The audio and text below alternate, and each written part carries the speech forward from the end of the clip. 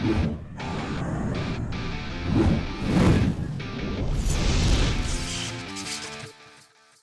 what's up guys? You got pokeaim here with another Pokemon Sword and Shield moveset guide. This time we're going to be talking about Corviknight. Also, if this is your first time here, hello, my name is Joey. I play competitive Pokemon and I plan on uploading a whole bunch of different movesets for competitive Pokemon in Pokemon Sword and Shield, as well as Wi-Fi battles featuring the Pokemon and Pokemon Showdown lives and plenty of other content. So feel free to subscribe if you do enjoy or look forward to those types of videos. Also, feel free to follow me on Twitch and Twitter. Those links are down below. Stay up to date, know when I'm streaming, doing battles and stuff like that. But let's talk a little bit about Corviknight. Now, first off, just for those that might not know, Gigantamax Corviknight is available from today, November 15th, till I believe January 15th, if I'm not mistaken. Dynamax, Gigantamax, Corviknight is available. And players who have Pokemon Shield are more likely to see it, whereas players who have Pokemon Sword are more likely to see Gigantamax Dreadnought. Just letting y'all know. But Corviknight is a Steel and Flying type, or a Flying and Steel type rather, and that is incredible in terms of resistances, right? It's resistant to normal, resistant to grass, resistant to flying, psychic, bug, dragon, steel, and fairy, and has 2 immunities in poison and ground. So incredible defensive typing for Corviknight, and only has 2 weaknesses in fire and electric. Now we'll be using a defensive Corviknight because in the OU tier, or even just in Pokemon in the metagame, whatever will happen, Excadrill is going to be a giant threat. Excadrill has incredible attack, incredible speed with Sand Rush, and great dual stab in ground and steel. But Corviknight defensively can deal very well with Excadrill, and we'll talk about why. But we'll be using a defensive set, so an Impish Nature with Pressure. Pressure is an ability that when you go for attacks, you lose an extra power point or extra PP when you do it. So if I go for, let's say, Flamethrower, instead of using 1 PP when I use Flamethrower, I'll be using 2 when I attack Corviknight. Leftovers will be our item because it gives us longevity. We want to be able to recover a bit of HP every single turn. As you can see, the base stats across the board, Corviknight has pretty good HP and really good defense, which makes it a great Excadrill check. And it even has a cool moveset with Body Press. And if you guys didn't know, Body Press is a new fighting type attack that takes your defense into account when dealing damage. So now it even has, or now it has an offensive way of dealing with Excadrill as well. So I think that Corviknight can really be used as a defensive defogger with Body Press, Brave Bird, Roost, and Defog. Defog, if you guys didn't know, gets rid of hazards on the field. And by using this EV spread, max HP, 200 defense, you are 4-hit KO'd by +2 Excadrill's Iron Head. And the 56 SPDEF, or Special Defense, lets you take 2 Volt Switches from Rotom. Alright, it doesn't 2-hit KO you, especially after Leftovers recovery. One big thing as well about Gigantamax and Corviknight is that if you do Gigantamax Corviknight and you use the G-Max Wind Rage, not only will you be doing damage with the Brave Bird, obviously that's a flying type attack, not only will you be doing damage, but you'll also be removing the effects of Light Screen and Reflect, hazards, but also terrains as well. So it's a boosted defog. But we do have defog on the set as well because Corviknight is immune to most hazards besides Stealth Rock, and defog allows you to better support the team. So I think this will be one of the more standard sets on Corviknight, a more defensive defogging set that actually checks quite a few Pokemon in the metagame, mainly the ground type that is going to be super good in Excadrill, and having Body Press is such a cool little thing for its arsenal. However, there are a few other options we might see. Another option we might actually end up seeing on Corviknight is a sub bulk up set. And this definitely takes advantage of the fact that Corviknight does have pressure, and as I mentioned before, you're going to be losing PP when you're attacking Corviknight. And with Substitute, you can actually avoid status moves like Will-O-Wisp and Thunder Wave coming out at Corviknight. So the idea of the set is to set up on potentially weaker and potentially common Pokemon in the metagame, like Ferrothorn and Toxapex. Toxapex does not break your Substitute with 1 Scald. Ferrothorn obviously can only Leech Seed, but if you go behind a sub, it can't Leech Seed you.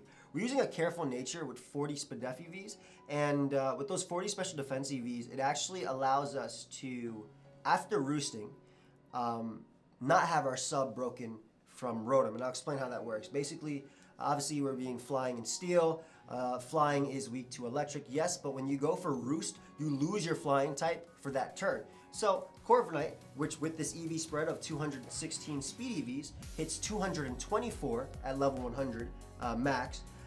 It allows it to outspeed most defensive Rotoms, and even the ones that are speed creeping certain Pokemon. And basically you can Roost if you're behind a sub, they can't break your sub with the Volt Switch. And not only that, but they're also losing an extra power point from Volt Switch by going for that substitute. So this effectively can sub bulk up on, common cores in the tier that you may end up seeing defensive cores being Ferrothorn, Toxapex, Rotom. So that might actually end up being that, while also still being able to set up on a Pokemon like Excadrill, even without running defense EVs, just because of its great natural bulk and HP. And of course, bulk up is slowly but surely boosting your attack and defense at the same time, making this a potentially better Braviary. And the reason I say that is because Braviary does the exact same thing, except that it doesn't have the pressure ability, so it typically has Defiant, which is cool because obviously it boosted if your stats get lower, boost your attack if stats get lower. But pressure is just a little bit better, especially at stalling out your opponent. And yeah, the final set that we're going to talk about, and then I'll talk about a few other options, but why I don't think they're very good, is actually just the exact same set, but trying out Spite. Now, I do think that the first set is the best set, and I try to put these in order, right? I think that the first set's the best set. I think the second set is definitely solid as well, and will have a niche if Corviknight eventually settles in lower tiers, rather than, in a higher tier, right? But this basically abuses the fact that Corviknight also has the pressure, and it's the exact same EV spread as before. I figured being faster than Rotom makes a lot of sense. And the idea behind Spite is when you use it, your opponent loses extra PP on whatever move they went for.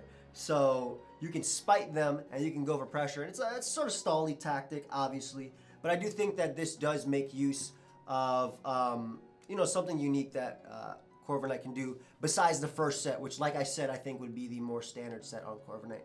Now, don't get me wrong, Corviknight actually has a pretty decent move pool, and if you guys actually want to see the full move pools, you can go to cerebree.net and go to the Pokedex, and it'll show you basically every move that Corviknight knows. In fact, it'll actually even tell you how to get the Pokemon, if you play through Pokemon Sword and Shield, I really hope you know how to get a Corviknight. You literally see the Rookidee in like the beginning of the game, and you just evolve that boy to Corvisquire, and then you evolve that into Corviknight at level 38. But Corviknight does have a few other cool moves in its arsenal. In game, for example, I really like using Hone Claws plus Power Trip, and that actually saved me quite a few times, because Power Trip boost based on the strength of it increases the more your stats are raised, right?